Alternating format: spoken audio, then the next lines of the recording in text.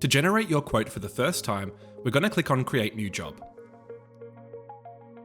There are a few fields that we want to populate with our job information, such as the name, a reference code which could be related to an invoice or a specific client, a contact number, and if you'd like, you can add a description, which won't add anything other than being for your own reference.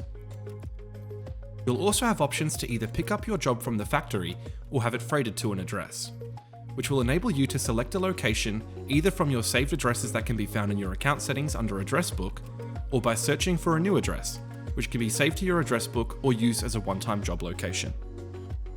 In this example, we will go with the pickup option. You will also be able to upload files to your job by either dragging and dropping from your device or using the Browse Files option.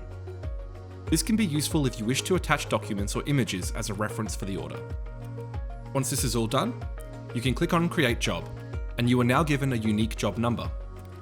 This is your reference for any communications related to the order. Now that our job has been created, you can start detailing the various products required for the job.